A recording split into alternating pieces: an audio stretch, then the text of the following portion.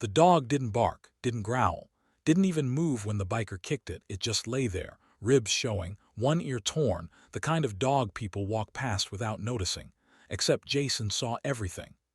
From across the street, leaning against the corner of an old auto shop with grease on his jeans and a wrench still in his hand, he watched the man rear back and boot the dog like it was trash, laughed after, said something crude to his buddy. They both laughed. And that's when Jason dropped the wrench. 10 minutes earlier, the diner across the road was filling up for the Friday lunch rush, mostly truckers, contractors, a few biker gang types who rolled in late morning to sit out front, drink coffee, and act like they owned the block. Jason didn't care. He wasn't here for them. He was here for her, a mud he'd found sleeping under his car 6 weeks ago, scarred, slow, limping. Someone had thrown her out of a moving van near the old highway. Jason saw it happen. He tracked the van, never found it, but he found her. Took her to the vet, paid cash, didn't name her. She didn't need a label, she just needed quiet. So he brought her back to the shop, built a little corner behind the tool rack with a blanket and a heater coil and started feeding her every day. She never left the property. Until this morning. She'd wandered toward the diner for scraps, tail low, limping a little worse than usual. Jason saw her from the garage doorway, figured she'd sniff around, maybe charm a fry from one of the locals. But then the bikers pulled in, 3 of them, black leather, patches, empty helmets. The youngest looked like trouble, arms too big for his frame, ego dripping off his boots, and he was the one who saw her first. The kick wasn't hard enough to kill her, just hard enough to humiliate her and make a crowd laugh. That's what stung, not the pain, the performance. Jason didn't say a word. He just walked across the street, slow, steady, like a man moving through fog. One of the bikers noticed him and muttered something about Grandpa coming over to pet the dog. Jason kept walking. The one who kicked her stepped up and smiled, wide, stupid, teeth-stained. "Don't worry, old man," he said. "She's still breathing." Jason didn't blink, didn't look at him, just knelt beside the dog. She was shivering, not injured, just shaken, terrified. Jason brushed the dirt off her ribs and the biker laughed again. "Man, she yours or something. I thought she was a stray." Jason stood, looked him in the eye, and for the first time the laughter stopped. He didn't hit the guy, not yet. He just stepped forward.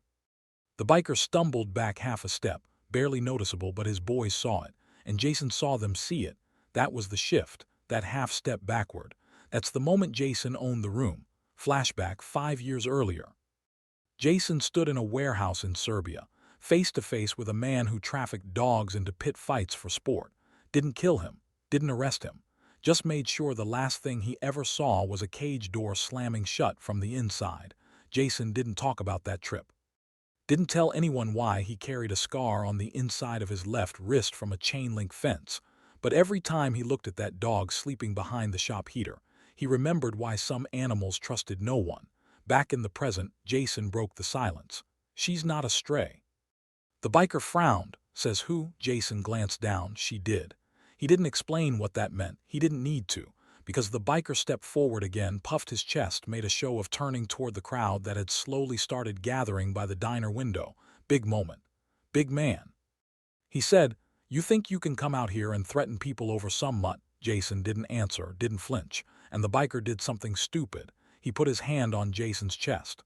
That was all the permission Jason needed, a quiet shift in stance, one twist. He caught the biker's wrist, turned it sideways, and dropped him with a wrist lock so clean it looked like he was tying a shoelace. The man didn't scream, just crumpled, knees hitting pavement. Jason knelt beside him, spoke so low only the 3 bikers heard. "You want to hit something, pick someone your size. Then let go." Stood. The biker scrambled back, face red, hand limp. No fight left, no pride left either. Jason didn't chase them off, didn't threaten them, just turned back to the dog, lifted her gently into his arms, and walked across the street without another word. Inside the shop, Iko stood watching from the garage bay, a wrench still in his hand. He didn't ask what happened, just nodded toward the back of the garage. Jason carried her to the blanket behind the tool rack, placed her down gently, and gave her a piece of jerky from his pocket. She didn't eat it. She just stared at him like she was waiting to see if the danger was really over. Jason sat down next to her, waited with her. And outside, tires squealed as the bikers peeled off, pride bruised, laughter gone. What they didn't know, Jason had already seen them 2 nights earlier, outside a pawn shop roughing up a kid over a debt. They weren't new to this town, just new to consequences. That was about to change. Because Jason didn't believe in payback, he believed in balance, and some debts couldn't be paid with just bruises. They had to be taught, one bone at a time. The shop was quiet the next morning, quieter than usual. Aiko didn't ask questions, but he moved slower, more careful, like the whole building was holding its breath. Jason worked with the door half shut, eyes scanning the street every few minutes. The dog lay near the heater again, still shaky, tail curled tight. She hadn't touched her food. Jason didn't push. He just slid a new water bowl closer and kept his tools moving like normal. But his mind was already 10 steps ahead, because those bikers didn't leave because they were scared. They left because they weren't ready, and men like that, they always come back. He was right. Around 11:20, a matte black Dodge Charger eased past the shop, didn't stop, didn't roll down the window. But Jason saw the face in the passenger seat, same kid who'd kicked the dog, jaw bruised, nursing his pride behind a pair of tinted aviators. They were scouting, trying to figure out who the hell Jason really was. They'd find out soon, but not the way they expected. Flashback, last year. Jason helped rebuild a garage in rural Nevada. 3 nights in, a local gang torched the lot trying to scare off the owner. Jason didn't call the cops. He waited in the shadows and handed the first guy who returned a crowbar, said, "If you want to take something, fight for it." The guy left in an ambulance. No one came back. Jason didn't believe in escalation. He believed in education. Back in Red Bluff, Jason made a call, not to police, not to any agency. He rang someone named Mira. A quiet voice answered. Female, calm, no hello. Jason said 5 words. Red Bluff, 3 targets confirmed. Mira responded without hesitation. Window. Jason checked the dog, who had just curled her chin over her paw again. Soon. Then hung up. Across town, the bikers regrouped in a garage they didn't own, the kind of place with tarps over windows and a pit bull chained to a support beam inside. They were pissed, embarrassed, confused. Their leader, a guy named Rafe, wasn't there when the dog-kicking incident happened. But he was there now, and he wanted answers. The kid who'd started it all, name was Lance, tried to play it cool, said the guy didn't even hit him, just twisted something, said he could have fought back. Rafe didn't care, he wanted a name. Lance didn't have one, just some old man, mechanic or something. Rafe stared at him like he was a bug on glass. Mechanics don't move like that. Then told them to find out who he was, fast. They started digging. Jason's shop wasn't registered under his name. It was leased through a silent holding group out of Flagstaff. No social media. No tags.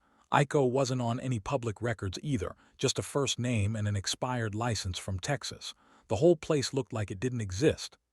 That's when Rafe got worried, because people who don't exist usually chose not to, and that meant one thing. This wasn't just some old man with a limp dog and a quiet garage. This was someone dangerous. Jason didn't wait for nightfall.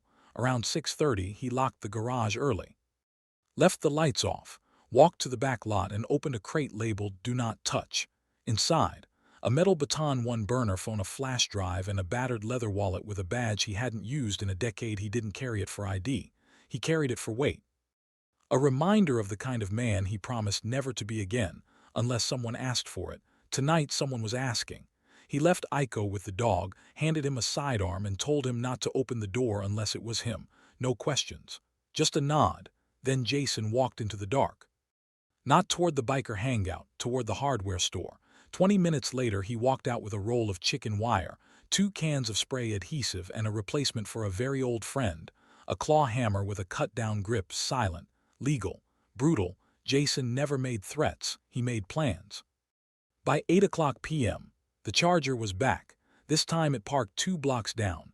Jason watched them from the rooftop of a shuttered laundromat, crouched low with a thermal scope clipped to a tripod. 2 in the front, 1 in the backseat. They weren't coming to fight. They were coming to torch the place. That's what cowards do when they can't win up close. Jason smiled, because he'd already rewired the fuse box with a switch trigger that turned every external light into a blinding flood.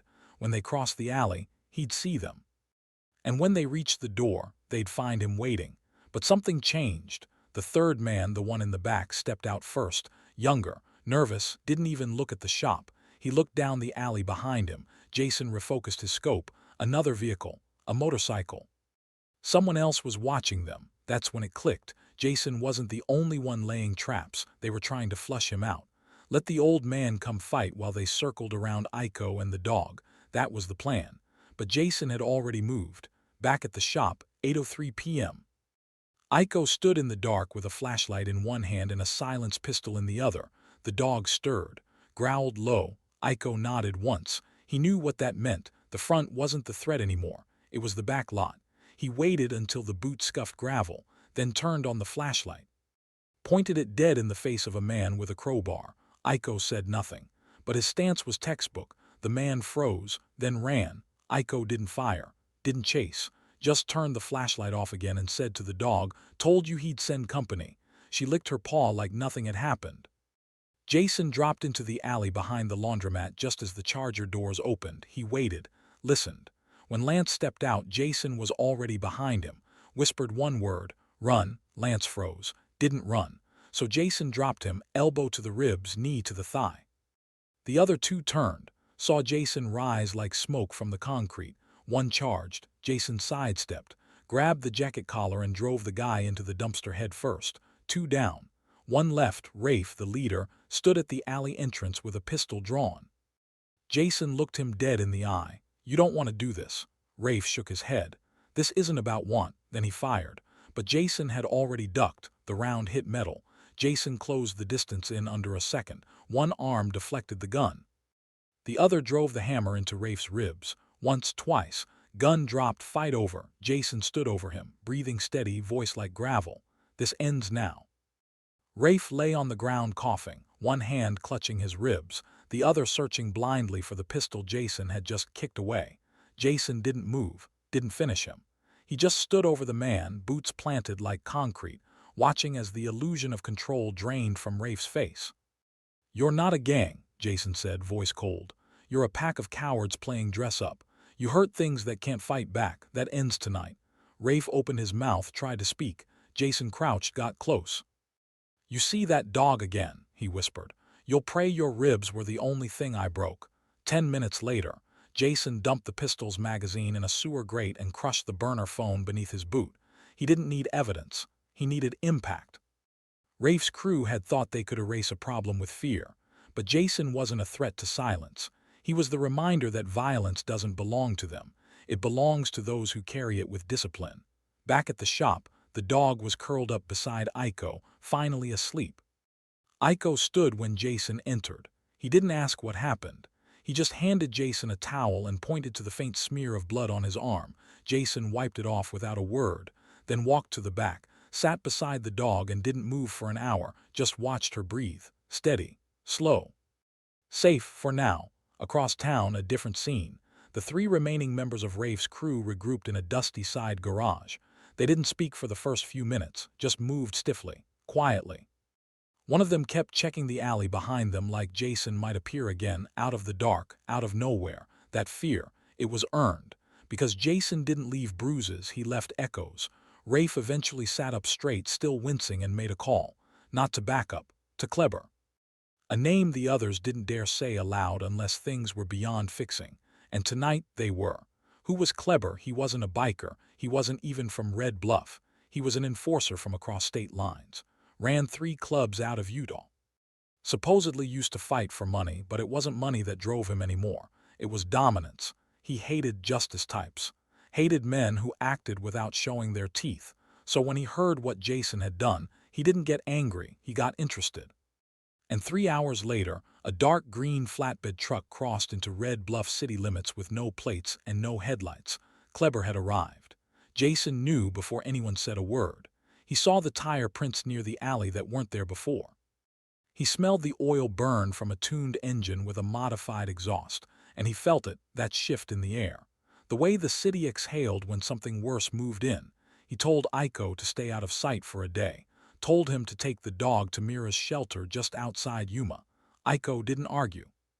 He just wrapped the dog in a soft flannel jacket and said, "I'll bring her back when it's over." Jason nodded once, then turned toward the open street, waiting. Midnight, downtown diner parking lot. Kleber stepped out of the truck slow, big man, not just muscle mass. Built like a heavyweight who never stopped bulking. Eyes flat, calm, he didn't yell, didn't posture, he just stood in the middle of the lot and waited. Jason approached from the sidewalk, sleeves rolled, hands bare, no weapons, no fear. No one else came. Even the lights in the diner dimmed. Like the building itself didn't want to witness what was about to happen. Kleber spoke first. "Are you the guy with the dog?" Jason nodded. Kleber tilted his head. "They say you broke Rafe. Sent 3 of his boys home coughing blood." Jason said nothing. Kleber smiled, or tried to. It didn't reach his eyes. "I came to fix that." Jason took one step forward. "You'll leave worse than he did." Kleber laughed, not mocking, genuinely amused, then lunged. The first hit was raw power, an overhead swing that could have cracked pavement. Jason didn't block it. He pivoted, used the momentum, slammed an elbow into Kleber's floating ribs. The giant grunted, swung again. Jason ducked, hit low, knees, tendons, hips. Kleber staggered but didn't fall. Too much mass. Too much rage. He grabbed Jason by the shirt and lifted him off the ground. Jason didn't panic. He went limp, shifted his weight, used the leverage to twist into a lockhold, and dropped Kleber to one knee with a shoulder crank so tight it nearly dislocated the joint. But Kleber didn't tap. He swung backward. Fist met jaw. Jason rolled, recovered, blood at the edge of his mouth. They circled. Flashback, 6 years ago. Jason fought in an underground ring in Bangkok for intel. His opponent was a former powerlifter turned enforcer. Jason didn't win by outmuscling him. He won by enduring, by outlasting the storm, and tonight he used the same tactic.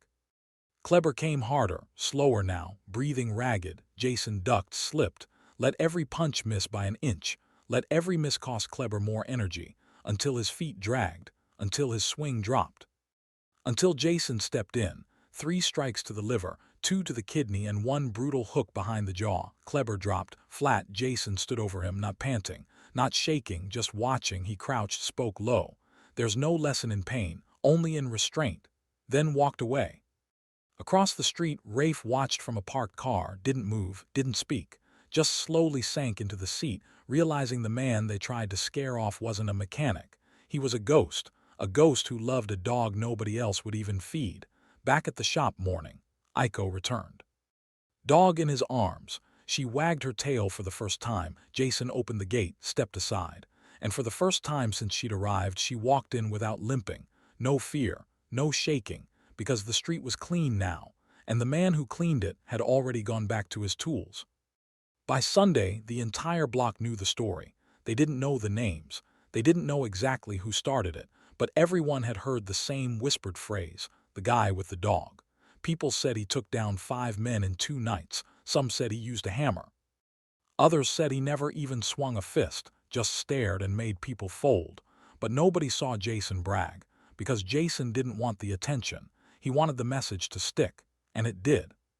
The following afternoon, the diner manager stepped out front during lunch rush and poured out a fresh bowl of water beside the patio. Didn't say anything, just placed it near the shade. 2 days earlier, the same man told a waitress to shoo that mutt before customers see it.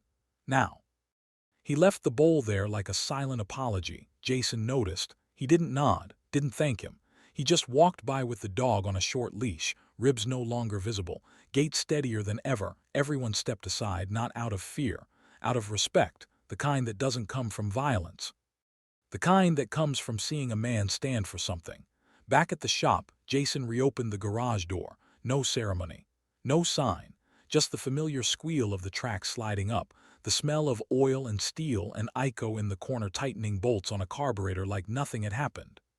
But everything had changed. Customers started showing up who hadn't been there in months, one by one, quietly, like they wanted to be part of something decent again. Jason took their keys, did the work, never raised his rate, and the dog, she had a bed now, custom-built, raised frame. Blankets and a name, etched in hand-carved wood, Grace. Flashback, years ago, Jason had a dog during one of his Black Ops assignments overseas, trained, loyal, silent. She once sniffed out a pressure-triggered explosive before his team walked into it. He didn't talk about what happened after that mission, but when Grace limped into his life 6 weeks ago, something old woke up inside him, something worth protecting again. 3 blocks away, Rafe sat in silence at a dive bar, watching a man named Tanner pack up a duffel bag filled with burner phones. Tanner wasn't from Red Bluff. He worked for a different kind of man, the type who didn't fight in parking lots, the type who bought silence and buried problems. Rafe told him about Jason, described what happened, told him the story beginning to end. Tanner didn't flinch. He just asked one question. "You sure he's not law?" Rafe shook his head. "He's something else." Tanner zipped the bag. "Doesn't matter. He can bleed, right?" That was the wrong question. But they didn't know that yet. Later that night, Jason stepped outside to take out the trash when he noticed the silence. Not peace, stillness. No wind, no music from the dive bar 4 blocks down. Just quiet, too quiet. That's when he turned and saw the reflection in the glass of the pickup truck beside him. 2 shadows moving low. Fast. He moved first, spun, grabbed the lid of the trash bin and hurled it like a shield. It collided with the first man's leg, tripping him. Jason closed the gap. 1 elbow. 1 knee. The man was down. But the second he wasn't here to fight, he was here to plant something. Jason caught the glint. A small black box being tucked beneath the rear tire. A tracker. Jason grabbed him by the collar, yanked him back and slammed him into the wall. "Who sent you?"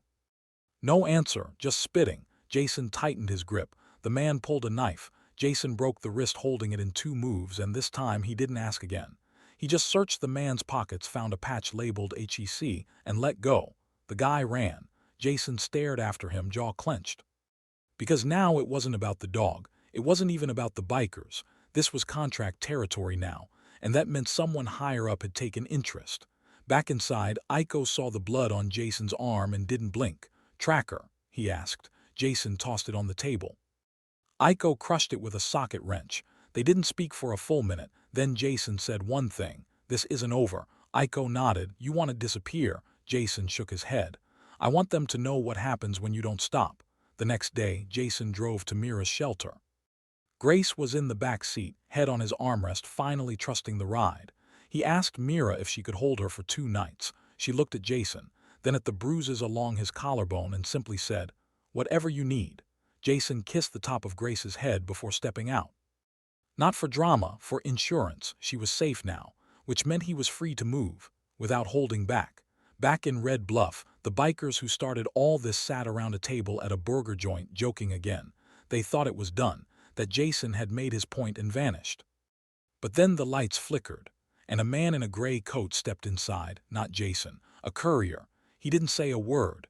He just dropped a manila envelope on the table and walked out.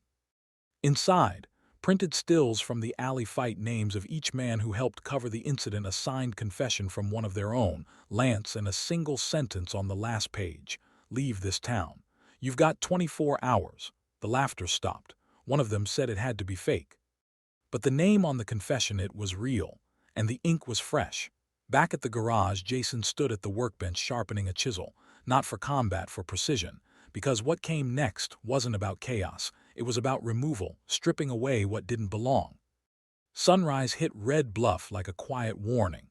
The town was still, but Jason was already up, pacing the shop floor in soft steps.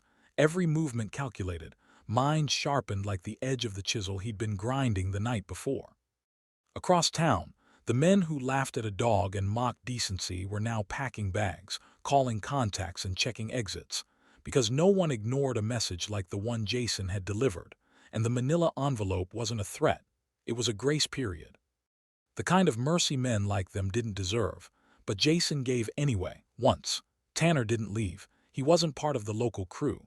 He didn't care about territory or pride or biker codes. He'd been hired for cleanup. And when cleanup got messy, he stuck around to finish the job. At 10:43 a.m., he returned to Red Bluff in a tinted-out SUV with rental plates and no tags. He wasn't interested in Jason's name anymore. He wanted leverage, and that meant one thing: the dog. Jason felt it in his gut before anything moved. He knew Tanner hadn't taken the warning. So he didn't wait for an ambush. He built the counterstrike.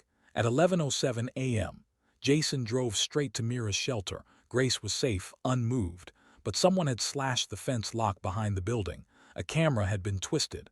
Motion lights shattered. Mira was rattled but unharmed. Jason thanked her, loaded Grace into the backseat and drove out with no music, no words. He didn't need to say anything. The look in his eyes said it all. Tanner had crossed the final line. Back at the shop, Iko was already prepping, 2-way radio tuned. tools cleared off the workbench. Jason opened a side drawer, pulled out a small black pouch and unrolled it to reveal an old ID card, a worn passport and a laminated military clearance tag marked retired. S-class operative. Aiko just looked at him. "You're breaking glass, huh?" Jason nodded once. "It's overdue." That night, Jason didn't strike the biker house. He hit the warehouse Tanner had leased 18 hours earlier. On the outside, it looked like a closed lumber depot. On the inside, a holding point, crates, fuel, duffel bags, a folder on a table labeled "Final Option." Jason read it. Inside, a photo of Grace, a photo of Jason's shop, a list of license plates tied to people who had helped Jason, Mira, Aiko, even the waitress from the diner. That was enough. Jason didn't just burn the file, he burned the entire table. Tanner wasn't there. He was in the woods north of town, waiting for Jason to show up at the shop.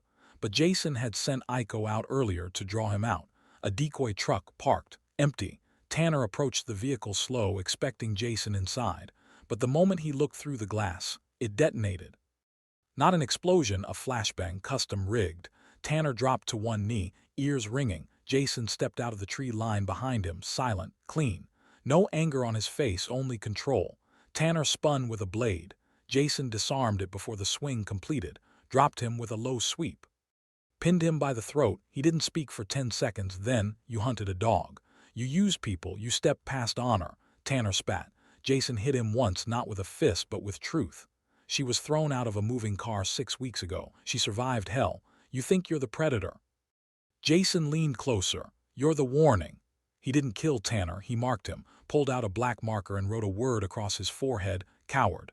Then left him zip-tied to a street lamp at the edge of town, next to a folder. Inside, everything Jason had collected: names, photos, deals, copies sent to 5 state agencies with one note in case he moves. The next morning, Red Bluff returned to normal, but it wasn't the same. The diner played soft jazz instead of rock. The bikers were gone, all of them. Vans rolled out at dawn. No goodbye, no flags. The locals didn't ask questions, but they swept their porches cleaner, held doors open longer, and no one ever touched a stray animal again. Grace, she got a collar, steel tag, engraved one word: family. Jason didn't stay long after that. He closed the garage for a week, left a note on the door, didn't say where he went, but before he left he gave Aiko the title to the place, and a second key. "I'll be back when she's older," he said, motioning to Grace. Aiko smiled. "You mean when she's the one protecting you?" Jason smirked. "She already does." Final shot. A highway, sun low, Jason walking alongside Grace, back turned to the town. No bags, no name tag, just a man, a dog, and a story nobody would forget. Because justice doesn't always wear a badge. Sometimes it walks quietly and waits to be needed again.